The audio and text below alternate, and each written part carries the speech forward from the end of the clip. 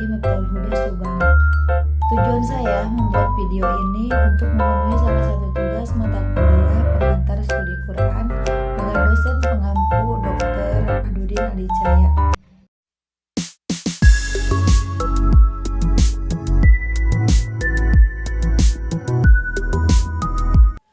Apakah kalian tahu atau percaya tentang ramalan nasib? Banyak orang yang ingin mengetahui tentang masa depannya, padahal sangat sulit untuk berurusan dengan hal yang tidak pasti.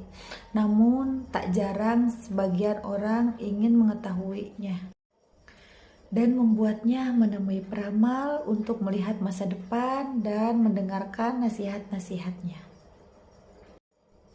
Mereka merasa kata-kata peramal bisa memperbaiki hidup dan mendapatkan masa depan yang lebih baik.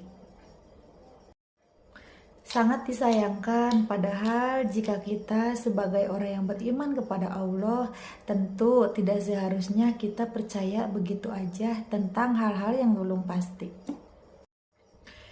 Seperti dikutip dari Woman Italy bahwa banyak peramal yang bisa membaca tepat nasib seseorang, sehingga peramal dikatakan menghindarkan kita dari berbagai masalah. Padahal masalah adalah seharusnya bagaimana cara kita untuk menjadikan diri kita lebih dewasa dan lebih baik lagi. Psikolog menyatakan bahwa peramal bisa mempengaruhi alam bawah sadar manusia.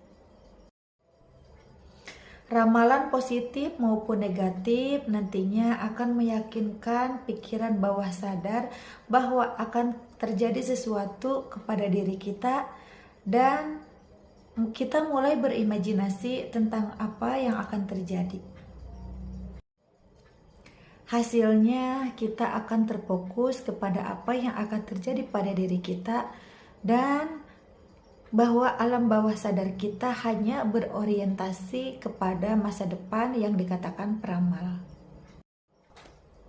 Wah, jika sudah seperti itu, berarti Anda harus cepat-cepat memeriksakan kesehatan agar alam bawah sadar Anda kembali normal. Lantas, bagaimana jika ada pertanyaan, apakah seorang peramal bisa menembus Lauhul Mahfuz? Mari kita simak videonya.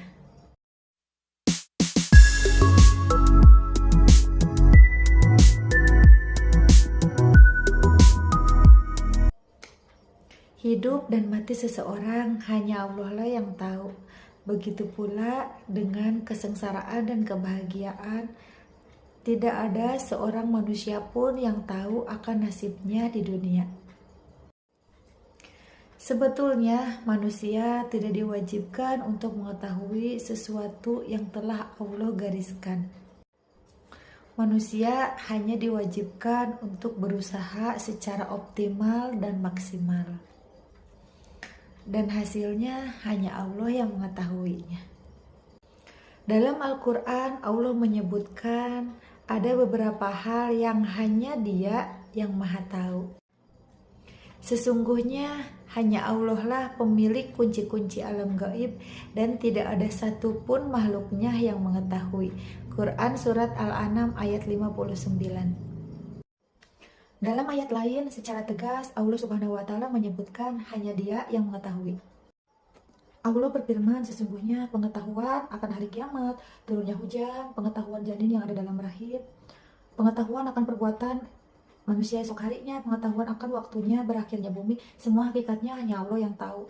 Sesungguhnya Allah mengetahui lagi maha waspada. Quran Surat Luqman ayat 24. Pengetahuan manusia akan hal tadi itu sangatlah sedikit, tidak lengkap, bahkan sangat minim.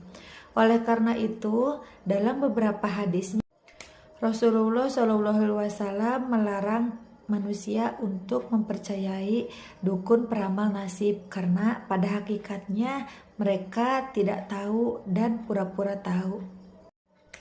Lebih jauh, pengetahuan mereka diperoleh karena bisikan dari jin dan setan. Dalam hadis Riwayat Bukhari dari Abdullah bin Mas'ud dikatakan, sesungguhnya Rasulullah melarang manusia untuk mengambil jual beli anjing, mahar hasil jinah, dan bualan manis para dukun peramal nasib. Suatu ketika Rasulullah ditanya soal dukun peramal nasib.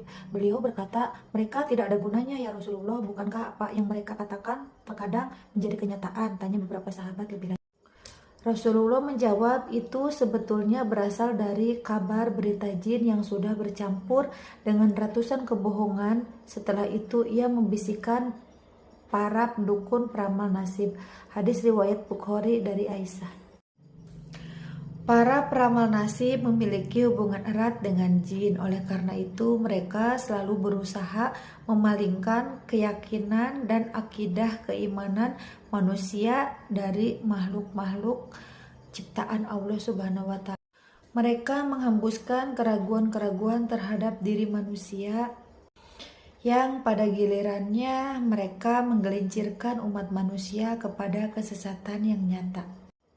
Rasulullah SAW bersabda, siapa yang mendatangi para dukun peramal nasib lalu ia membenarkan apa yang mereka katakan, maka ia telah kafir terhadap apa yang telah turun kepadamu Muhammad, Al-Quran.